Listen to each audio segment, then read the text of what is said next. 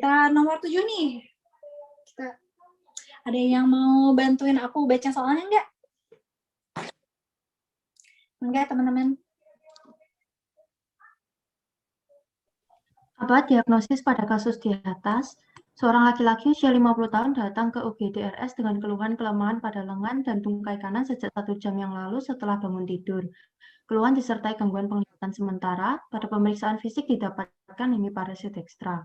Pasien disarankan untuk rawat inap. Pemeriksaan neurologis 2 jam kemudian didapatkan hasil tidak ada defisit neurologis. Keluhan nyeri kepala, muntah di sangkal. Apa diagnosis pada kasus di atas?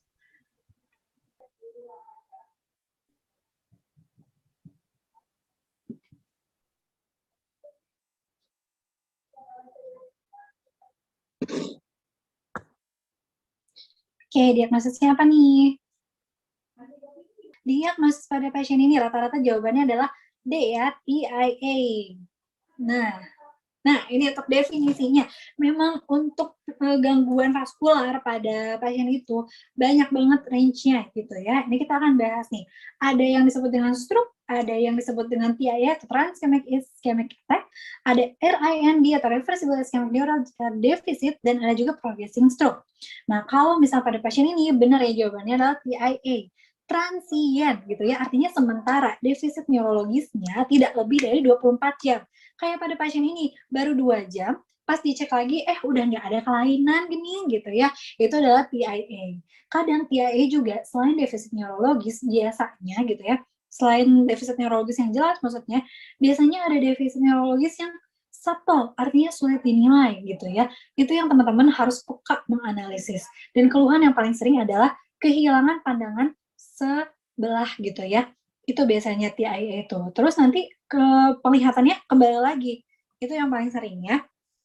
Kalau misalnya stroke gimana? Kalau stroke itu defisit neurologisnya bisa vokal maupun global, tapi dia berlangsungnya 24 jam atau lebih gitu ya. Nah, terus kalau misalnya RIND itu dia defisit neurologisnya selama 24 sampai 72 jam gitu ya. Nah, berarti kalau misalnya antara range 24 sampai 72 ini kita masih abu-abu gitu ya, karena lihat aja tuh definisinya, stroke itu 24 jam atau lebih gitu ya. Nah, terus ada juga yang disebut sebagai progressing stroke atau stroke in evolution. Ini kita lihat sebagai defisit neurologisnya berlangsung progresif dan mencapai maksimal dalam waktu beberapa jam hingga beberapa hari. Jadi artinya progresif ini, ya misalnya pada kasus UKMPD kita akan menemukan keterangan kayak gini. Awalnya pasien hanya mengeluh tidak bisa mengangkat ekstremitas. Tapi besoknya ternyata bahkan untuk menggerakkan jari aja pasien tidak bisa. Oh, berarti itu kita bisa lihat dari yang tadinya cuma parese ternyata jadi plegi. Nah, teman-teman juga harus bedain. Kalau yang disebut dengan parese itu artinya ada kelemahan motorik gitu ya. Yang biasanya kalau motoriknya itu antara 3 ke atas ya, 3, 4, 5 itu parese. Tapi kalau misalnya ketuatan motoriknya 1 atau 2, itu dikatakan sebagai plegi. 1 atau 2 itu yang gimana? Yang cuman bisa menggerakkan jari atau malah tidak gerak sama sekali. Itu ya plegi ya. Jadi sama-sama lumpuh nggak? Kalau misalnya dikatakan lumpuh adalah yang plegi. Kalau misalnya parese itu adalah kelemahan. Gitu ya teman-teman itu. Makanya pada kasus-kasus ada yang defisit neurologis harus dikaji ulang. Karena nanti beda onset, beda progresivitas, nanti beda juga diagnosisnya sesuai dengan yang tertera di sini. Gitu ya. Jadi nomor 7 jawabannya benar ya. PIA. Oke. Ada pertanyaan? Kalau misalnya nggak ada, mungkin kita sambil lanjut ya, teman-teman. Mengingat waktu juga nih ya.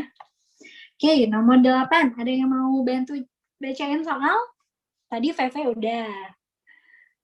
Yang lainnya yuk.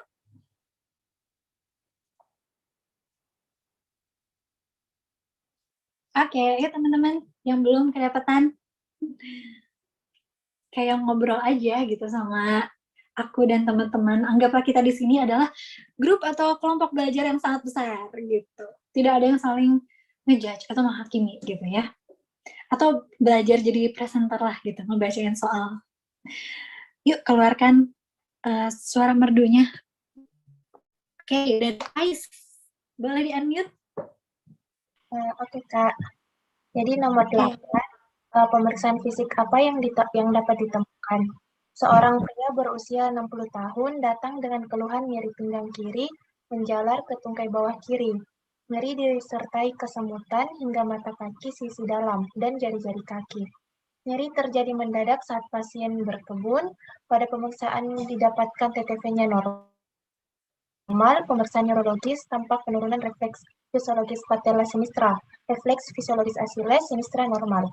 Jadi pilihannya A. Petrik dan kontrapetrik negatif. B. Petrik positif dan kontrapetrik negatif. C. Petrik dan kontrapetrik positif. D. Babinski positif. E. Lasek positif. Oke, pollingnya bisa dimulai. Oke, ditunggu 30 detik dari sekarang. Wow. Beda-beda nih jawabannya. Yang mana ya? Masih ditunggu? Yang masih ragu-ragu, ayo.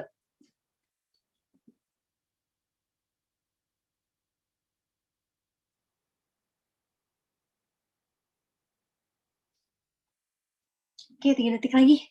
3, 2, 1. Oke, jawabannya paling banyak itu ada di pemeriksaan Lasek. Oke deh, kita lihat ya teman-teman ya untuk pemeriksaan pada keluhan ini. Oke, kira-kira diagnosisnya apa nih seorang pria 60 tahun nyeri pinggang kiri menjalar? Oke, kita lihat di chat.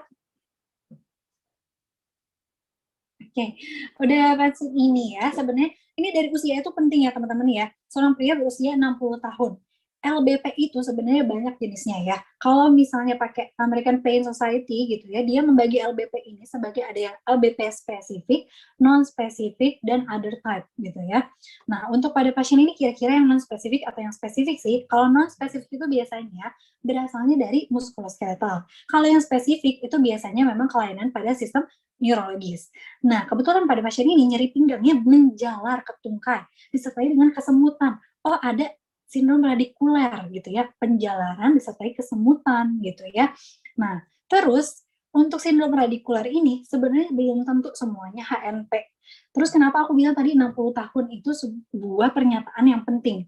Karena gini teman-teman, kalau misalnya HNP itu kan karena nukleus hemian nukleus pulposus ya. Nah, kalau misalnya usia 60 tahun ke atas, mungkin nggak sih sebenarnya seseorang itu terkena HNP? Ada yang tahu nggak?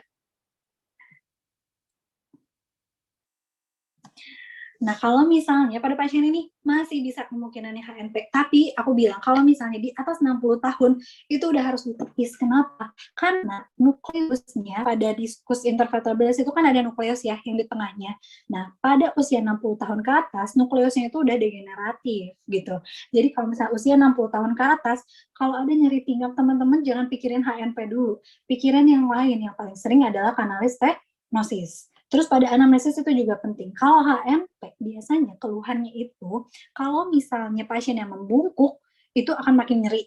Tapi kalau kanalis stenosis kebalikannya, dengan dia tegak misalnya bangun seperti itu keluhannya makin nyeri. Tapi kalau misalnya dia membungkuk itu makin enak. Itu pada kanalis stenosis. Kalau pada HNP biasanya dengan membungkuk atau misalnya pasien yang muslim lah gitu ya, lagi sholat sakit itu ya pada ruku gitu ya, itu adalah HNP.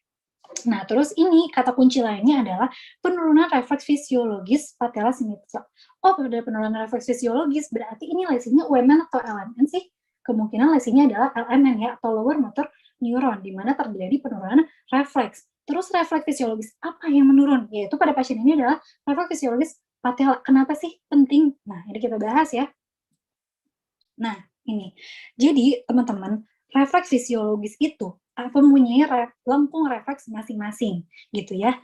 Neurologi itu biasanya diagnosisnya itu sesuai dengan diagnosis topis ya, gitu ya. Jadi kelainannya di mana, lesinya di mana, itu bisa ditentukan dengan pemeriksaan neurologis, gitu ya. Nah, salah satu pemeriksaan adalah refleks fisiologis ini. Nah, kita langsung aja nih bahas. Pasien ini ternyata refleks yang menurun itu adalah knee jerk reflex atau patella reflex gitu ya. Oh, ternyata kalau misalnya kita lihat ternyata level of herniation-nya atau HNP-nya itu biasanya paling sering adalah pada L3 dan L4 L4 gitu ya. Jadi pada HNP setinggi L3 dan L4 biasanya refleks yang menurunnya adalah refleks patella gitu ya.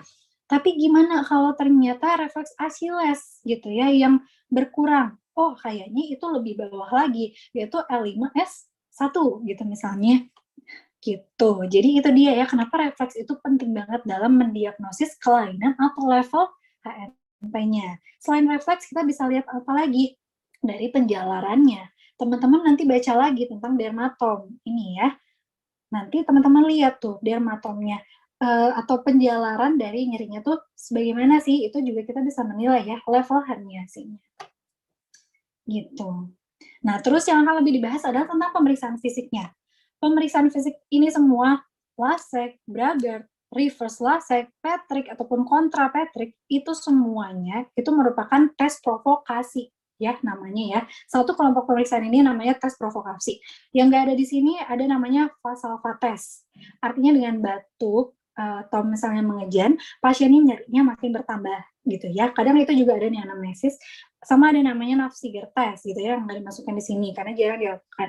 Tapi itu semua termasuk dalam pemeriksaan fisik berupa tes provokasi. Nah, terus pada kasus ini gitu ya, kita lihat tadi refleks yang menurun adalah patellar reflex.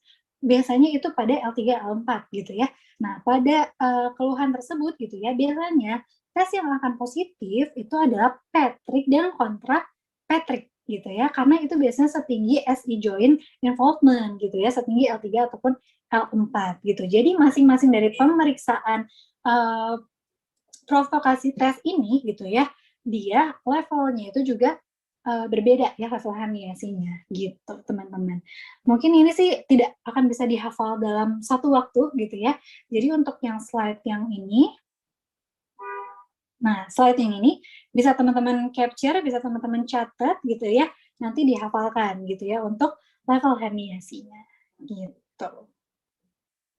Oke, jadi jawabannya pada nomor 8 adalah yang akan ditemukan itu pada penurunan refleks fisiologis patellar biasanya adalah pemeriksaan provokasi berupa Patrick dan kontra Patrick. Gitu ya, teman-teman.